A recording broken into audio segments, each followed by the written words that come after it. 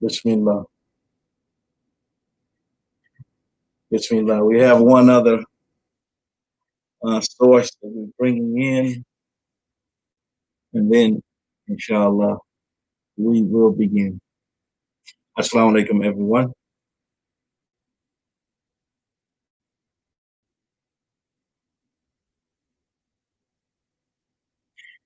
Bismillahir Rahmanir Rahim. Alhamdulillahi Rabbil Alameen. Wassalatu wassalamu ala rasulihil kareem. Hamed. We begin with Allah's name, the merciful benefactor, the merciful redeemer. The praise is for Allah, and we sing prayers and peace upon his noble Prophet Muhammad sallallahu alaihi wasallam. Brothers and sisters, again, greetings, and we praise Allah, who is the creator of time. Allah subhanahu wa ta'ala is the creator of time. I appreciate your time and giving your time tonight, and I promise that I'm not going to take up too much of your time.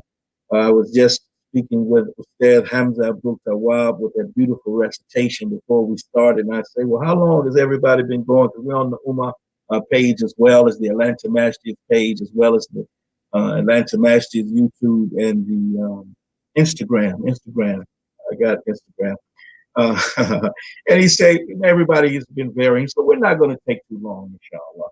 And I'll be honest with you, I have tried to hold out and avoid doing a whole talk on the current state of affairs in the world. That's what we're addressing tonight.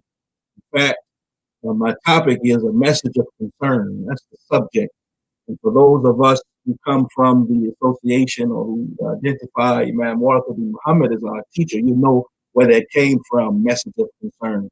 A long time ago, and it's still in the paper, still in the Muslim Journal, where, he asked that question that what would happen in the world if churches were given the image of an African American as God?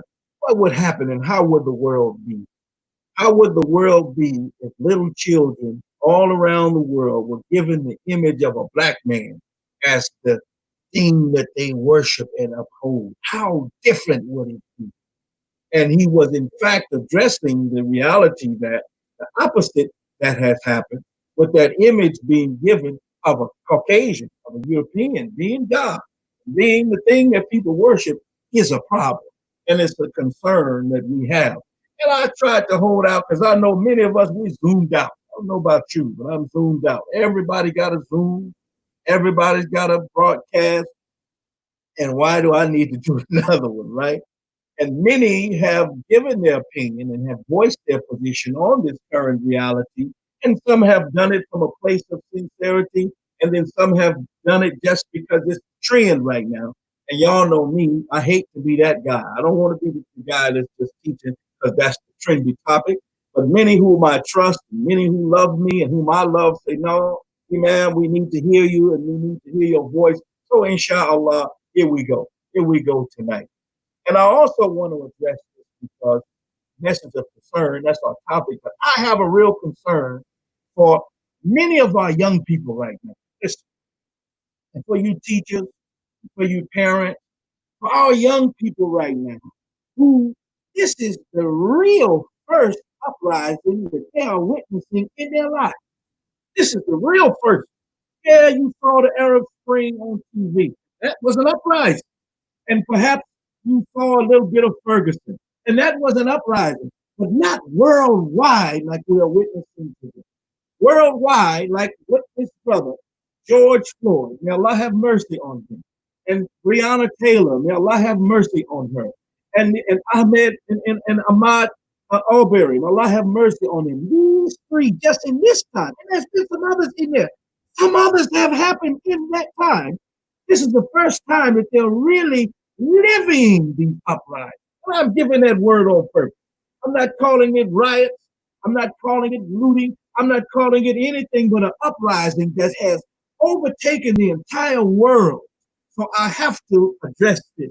And so I want you young folks to hear my voice tonight. And so I'm addressing you, and I'm addressing parents, and I'm also addressing some of these so-called teachers. Say that again. Look here to Instagram. Uh, I'm addressing some of these teachers, y'all. Listen, who have done a terrible job and who are busy criticizing and berating and putting down these young folks and presenting this non-fat caramel macchiato presentation of Islam that don't nobody want that, man, and would have you believe that it's a problem with you participating in revolution. And yes, I use the word revolution. Hey, ma'am, you know they listening, right? Yeah, I know they listening. Revolution. Go look up the word, which means that you are a part of affecting change, particularly political change. And isn't that what we're seeing today? Aren't we witnessing revolution around the world and people making change and taking action to shift this uh, systematic system of oppression? This system a lot of times, but this system of oppression that's in our political apparatus in the world. What's wrong with that? So I have to address you too, you teachers who know and it's a bad product and you shouldn't be selling it. Trying to tell these people, these young folks in this generation who used to action, that there's something wrong with what they're doing. Now, we're going to give you some methodology, all right? But so we're addressing that too. Allah, be with me. And I want to address this also, you young folks, as I said, perhaps this is your first time in the mix. Uh, you have to know the guide post for being involved in revolution and uprising. And the guideposts and the guidance for what you are involved in are two. The two primary sources is the word of Allah, is Quran. Listen to what I'm saying. Action, activism, all of that. Number one thing that you have to reference first is the word of Allah subhanahu wa ta'ala. Number one. And the second thing that you have to reference and be your guiding post is the model of Muhammad sallallahu alaihi wasallam, his sunnah. We are Muslim. We ain't anarchists. We're not whatever. We're not identified by our ethnicity first. We're not identified by our gender and my sexual preferences and all that stuff first. No, because you are Muslim and because we are Muslim, we have to be, and that has to be our lenses and our frame of reference. So we want to give us that tonight, inshallah. And I had a question the other day. Someone asked a question, and they asked, hold on, I'm getting ahead of myself. I'm going to give you these directives tonight. Y'all be with me. Y'all know I'll be riled up, but that's okay. Alhamdulillah, that's part of me. I think y'all know that about me by now. I want you to, those of you who are or who have heard, listen to Sheikh Soy Milk, who would tell these young people that what they are doing in this generation and you shouldn't, what you're doing wrong. I'm about to give you some directives. I'm going to give you some proof that you can go and ask for Sheikh, Imam, teacher, scholar. Can you explain this to me? Because another teacher, and I'm calling myself a teacher now, put this forward. So can you explain this to me about how to look at it?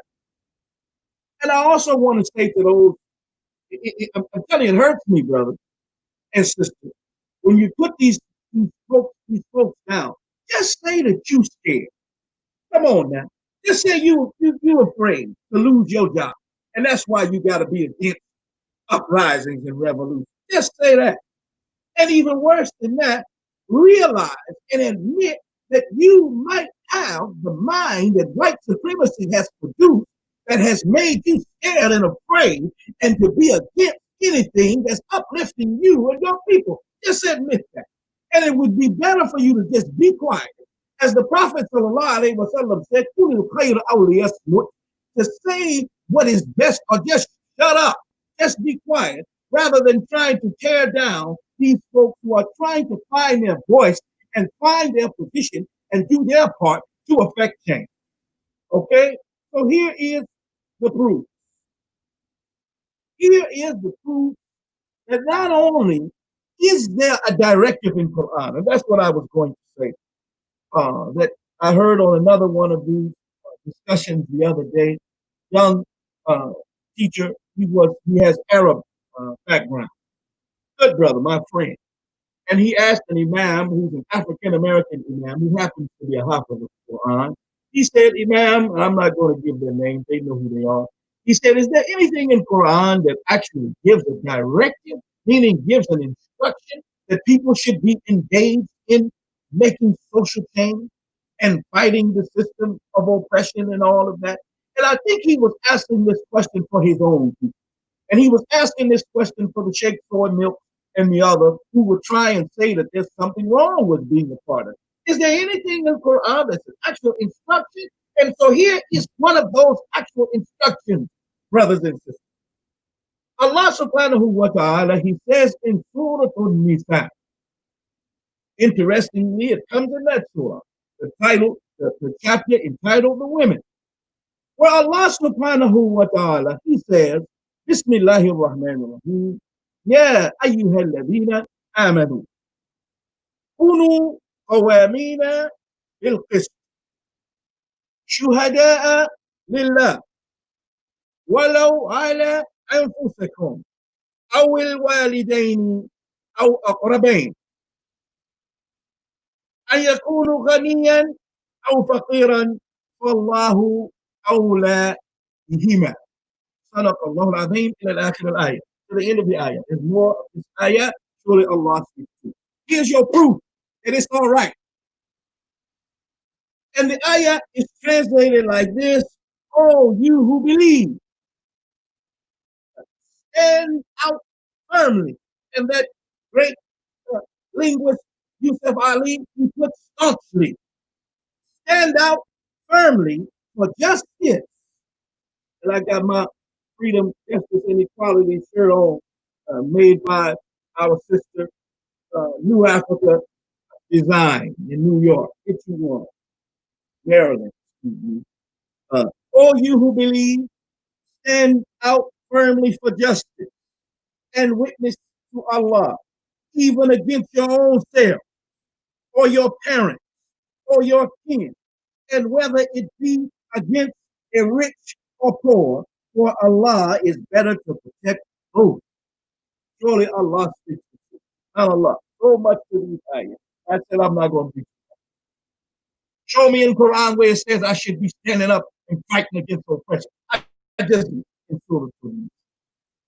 Stand out, stand up, stand up, stand up firmly for justice. And I know because the coon train has been saying, well, what about black on black crime? You talking about fighting against Isra? Read the ayah, brother. What does it say? Yes, even if you are the one doing the oppression, I am still obligated as a Muslim to stand up against that, even if I am the one doing it, even if it's my people doing it. Or your parents is the one doing it. Or your close homies is the one doing it. I, as a Muslim, have the obligation as Ahlul Iman. The Shaykh knows, he knows the difference when Allah subhanahu wa ta'ala addresses and he begins, Ya ayyuhalladhina amanu. Just like if he began and he addressed, Ya Ahlul Kitab, or Ya Bani Israel, and that was specific for them, or that was specific for them, or Ayyuhan Nas, and that's specific in general. Here he's talking to the people who have Iman specifically. So that's you Muslim. And he's telling you, so just like he tells you, oh, you believe, Aqimus Salah, establish prayer, Sawm Ramadan, who debate, you know that those are great things now, connected to your Iman. Now here is Allah subhanahu wa ta'ala telling you, stand up for justice. So anybody who tells you that there's something wrong for standing up for justice, even if it's against yourself, perhaps they are not familiar with the statute. And anyone who is trying to make you feel guilty, and for you trying to find your way, it's an obligation on us. And right now, the injustice that we are witnessing happens to be particularly against the black man. Yes, happens to particularly be against the melanated people of the world and African Americans and like that. We have to stand up for justice. All right. And then look at what else it says. SubhanAllah. Even if it's against your parents. Because I heard one of them say, well, how are we going to hold these people accountable? And they wasn't guilty of slavery, and they wasn't guilty of it. Well, their parents were, wasn't it? Huh? Yes, their grandparents were. So you have people, so you see these Caucasian children and these European kids coming out in the street. They're living more around than you. They're standing for justice and against injustice that has been perpetrated by their parents, like the ayah instructs them to. If they haven't believed, but you see here, or if your close friend. So when the close friend goes on the Facebook and makes the joke and puts his knee on somebody's neck, you gotta call that out and stand out against that too, because we have the obligation to stand for justice as people of free. Allah, I'm almost finished. I said I'm not going to take up too much of your time. And I also said that it's been 30,000 views and everybody going to tell you the same stuff. So now you're just hearing it from me. And so there is proof from Quran, Quranic directive instruction for us to be engaged and standing up and doing something when we are witnessing these injustices all over the world. You can't sit around and see your people being abused and bruised and murdered, and you don't do nothing. And all you want to do is bicker and sit around and drink coffee and tea. Get out of the way. And that is not the way of Muhammad sallallahu alaihi wasallam. Don't tell me that our prophet was some pacifist and his Sahaba was some pacifist who didn't work to make change. Now y'all got me riled up. I'm sorry. And I already shared with you that authentic hadith from our prophet sallallahu alaihi wasallam, but it bothers me. It bothers me when people put forth this fake presentation of religion and who try and pacify people in the name of religion just because you scared, man. Just say you scared, bro. I'd have more love for you. And you delegitimize any good work that you do when you come with that old whack presentation. Prophet sallallahu alaihi wasallam, from his model, remember I said these are the two guiding posts, Quran and the Sunnah of the Prophet. And our Prophet sallallahu alaihi wasallam, he gave us in that hadith as related by Abu Sa'id al-Khudri, and I have shared this in recently, so I won't go into it so much in depth. But the Prophet sallallahu alaihi wasallam, he said, "Man ra'a minkum munkaran falyughayyirhu biyadihi, وإن لم يستطيع فبلسانه وإن لم يستطيع فبقلبه وهذا أضعف الإيمان." That the Prophet sallallahu alaihi wasallam, he said, the one amongst you who sees the wrong, change it with your hand. And if you are unable to do that, change it with your tongue. And if you are unable to do that, then with your heart, and that is the weakest level of faith. So who can tell you that you should be active? And who can tell you that the Prophet sallallahu alaihi wasallam wasn't telling us to do something about what we have seen with your hands, with your tongue, speaking out? And we have enumerated what that means, what that looks like with your hands. We've enumerated that, so I won't go into detail. And we've enumerated, we've shown what that looks like speaking out. And we've enumerated what that looks like in your heart. And notice that he said, well, have them in other iman, and this is from the weakest of faith. And the ayah said, what? Ya ayyuhalladhina amanu, make the connection now. This is all from faith work. This is all from part of your faith in the things that we should be doing as Muslims, active in changing the world and fighting against oppression. And the greatest form of oppression that we are witnessing today, and that's what we want to move to now, what we are witnessing, what is the munkar, what is the oppression, if you believe it or not. And if you believe me, I'm going to tell you, the actual problem, the problem with white folks. Oh man, the problem ain't white folks. They're victims to the problem too. They're perpetuators of the problem. The problem that we're actually witnessing is shirk. Stay with me. The problem that we're actually witnessing, when we say that this thing is systematic, it's in the system, the foundation of the system of racism. I'm going to show you now. You know I'm going to show you.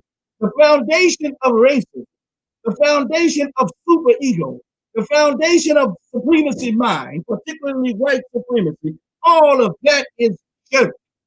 And that is giving that right due, which is due to Allah, to something other than Allah. Huh? Then making something, associating partners with Allah, and raising up something and putting that thing as that which is worshipped and served other than Allah. That's the actual problem. And that's what we have to return to fighting against and lifting our voice against. Let's show the proof that that's the problem. Well, let's go to the superego. The superego is the one who thinks that I'm better than you, and because you black, you ever had the police show up? What the police say? You ever, and I've had it happen to me. The police say, I'm the police. Which means what? I got more rights than you. You got to do what I say. Where did we see that in Scripture? Y'all already know where it is. Where do we find that? That is Iblis, Shaitan, manifest. What happened?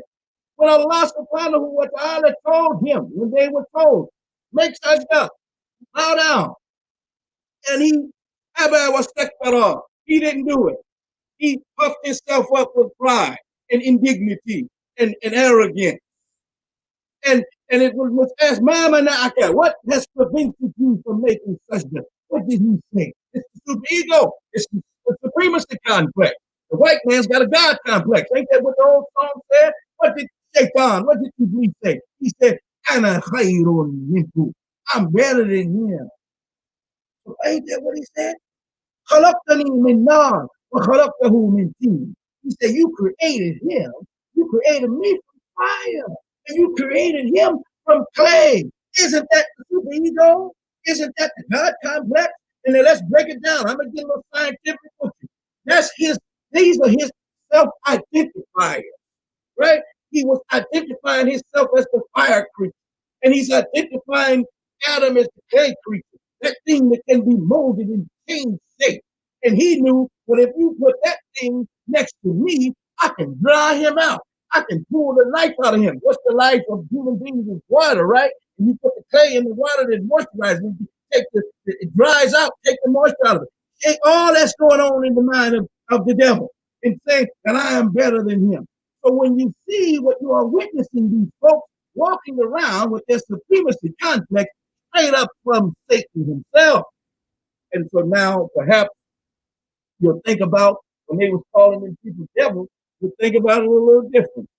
Huh? They had the characteristics of the devil. And so if it's got scales like a lizard and crawl on his stomach like a wizard, it ain't no worm, like the old saying goes. Yeah. So that's what you're seeing. You're witnessing that manifest. All of this comes from, it comes from Shaitan. It comes from that that picture, and we are to be fighting that. So now that's one. As I said, shirk infantry. So now you see it. That's in jinn form, devil. Where do we see it in Scripture manifest in human form? And I promise I'm almost there. Where do we see the root of this thing? This is what we have to, as faith people, as people of La ilaha illallah Muhammad Rasulullah, we got to get back to fighting actual devil now. Yes, we still fighting devil in their mind. And so we see this manifest in Quran in human form, and that activist who was Ibrahim alayhi salatu wasalam. He was an activist? Yeah, he was an activist. He was fighting oppression and wrongdoing and tearing down the system that was against the right and all of that. Yes, he was. And you activists should look at their models of your model. But we see it manifest in that tyrannical ruler whose name was Nimrod. Go look it up. And Nimrod had the superego, he had the God complex, and he said to Ibrahim alayhi salatu wasalam, I give life and I cause death. Isn't that what he said? I give life and I cause death. Isn't that what they're saying today? Isn't that what the white supremacists say? Isn't that what they think when they think that they're God? That's what he was elevating himself now. This false level of importance, he had raised himself up to that much crazy into thinking that you give life and you cause death. So that's how a person can kneel on a man's neck for 8 minutes and 24 seconds because he thinks he's giving life and taking life. That's what you're seeing here. You're seeing it manifest, and that's in the base system of these people's mind and their thinking. And now it's all the way into religion. You know, yes, you might not like it, but I'm gonna tell you, it's active. Because somebody said it, they said it goes beyond just the police force. We got to go all the way back to the church. We got to take that thing all the way back to the church. What was of the first initiatives that our teacher, that our leader, Imam Suliamaan Hamed? I don't know if you can see any comments somewhere, but I'm gonna give y'all prize if you can answer this question. Of the first initiative that he established, now I haven't lost my point that you emerald, and then we're going to show how this thing manifests. But I'm showing you how it comes into religion now. That of the first initiative that he established when he became the leader of this body of Muslims in America was an organization called CRAID, CARID. If you between 25 and 40, you can answer me what that is. I got a habit package for you. I'll send you a prize. CARID. Do you know what that stands for? CRAID. CRAID. I'm going too fast. CRAID. You can probably Google it. The first initiative that he established was CRAID. CRAID. You know what it stands for? Of the first initiative, he's the new leader now. He established an organization. The acronym stood for the Coalition to Remove All Images Divine. The Coalition to Remove All Images Divine. So while you crazy people were saying that he wasn't signing up for this shit and he wasn't teaching our Aqidah, if you don't know that that's the basis of Tawheed, you don't know religion. He started this organization, and what they did, they went around to churches and places of worship, And if they had any image that portrayed divine, so not just the white Jesus, if you had a Mexican Jesus or albino Jesus, we want that gone too. And any image that you have that portrayed divine, that's the root of the problem. That you have a people, remember message of concern, who have been taught and who have believed and who have perpetuated this false idea, I am God. That's something love for me saying that. And how you think they're gonna act? You can't take me to jail. I'm God. And I got a pistol, and I got a Glock, and I got a bulletproof vest on and 9 tasers and mace and some more stuff. These people have lost their mind. But it's based in this thing of this God complex and shirk and putting and making these idols, and they have made their self into the idol. And so that's what we have to remind people. It ain't no God. It's not Allah. You ain't God human. You ain't God black man. You ain't God white man. You ain't God Asian man. None of that's God. And until you put yourself back down and humanize, you make yourself humble before Allah, we're going to continue to have this problem. We have to be fighting against it. Pharaoh, who was with Moses, as I told you, I didn't lose my point, and I only have about 4 more notes left. The Pharaoh who was combated by Moses, what did he do? Talking about systematic. And you have to make these connections. I can't go into it all tonight. What did he do? He killed the Hebrew boys and he let the women live. Show you that this thing is systematic. He killed the boys, let the women live, and this was cyclical. Some years he let some of them live and kill them. Why was he killing them? He was killing them because he was afraid that from them, let me tell you again, this is why we have to fight, that from these boys would come a leader who would teach people, wake up their mind, and have them understand that Pharaoh is not God. You listen? He was afraid that from these boys, that somebody somebody would come and wake them up. Pharaoh's not God. You can't be worshiping Pharaoh. This is oppression. We don't have to live as slaves. And he said, we got to kill him. We gotta keep these slaves. We can't have nobody conscious. Kill all them boys.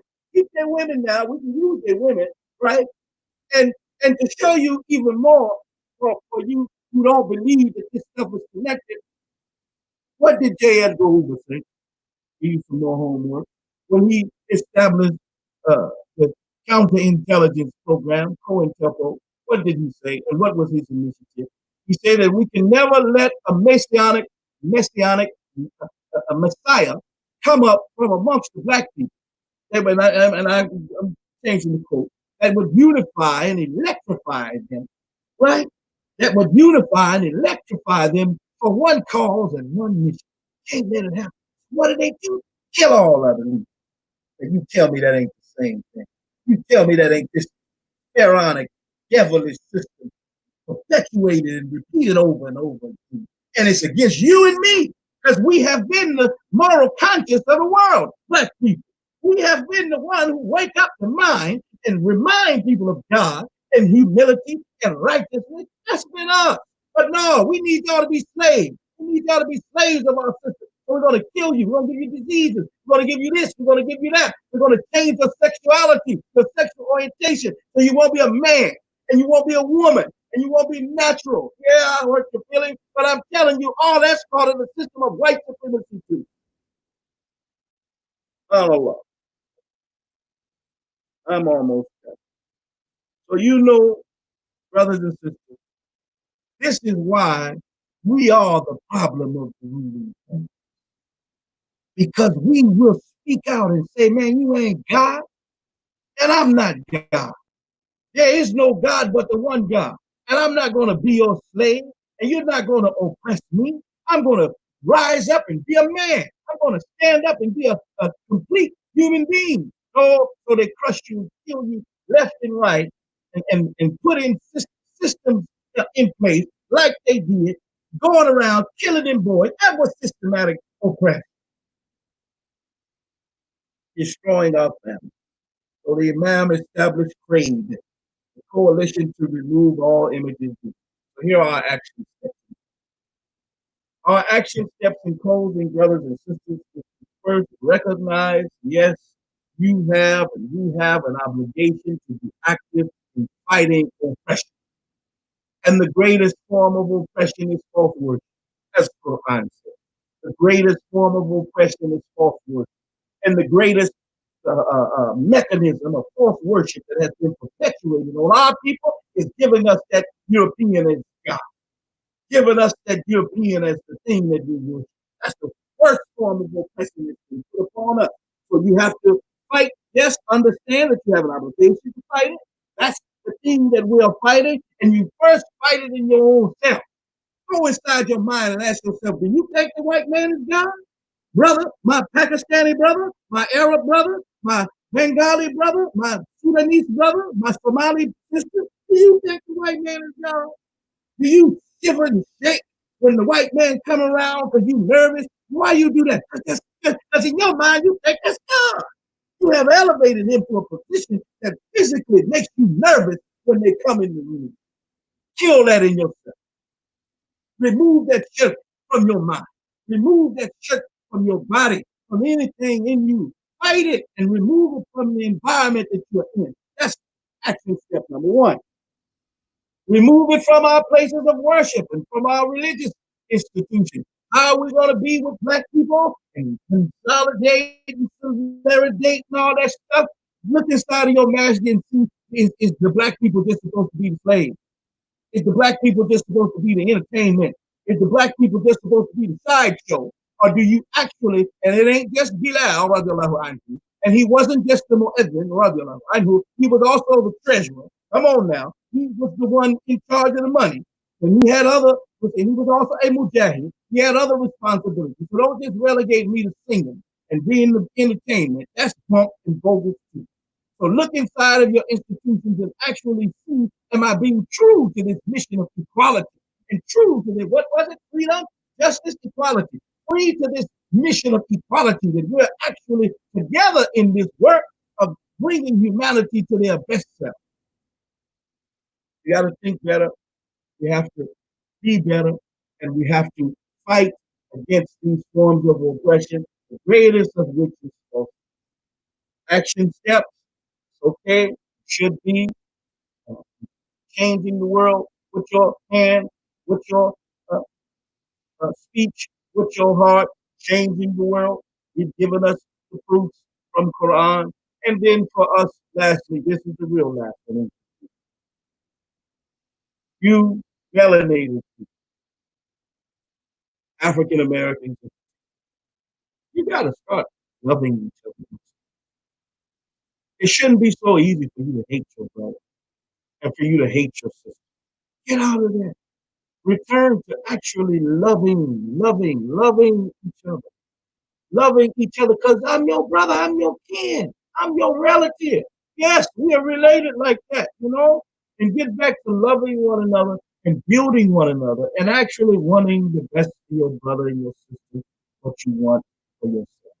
And that involves spending money with your brother, spending money with your sister, finding what you have that they need. All of these are just examples, and there are more. But alhamdulillah, I hope that this has been of some benefit. Anything that I have said that has been wrong or offensive is from myself. Anything that is of truth or of benefit is from Allah subhanahu wa ta'ala, and we praise Him for that. Alhamdulillahi Rabbil Alameen. Salatu wassalamu ala Muhammad. Assalamu alaikum wa rahmatullahi.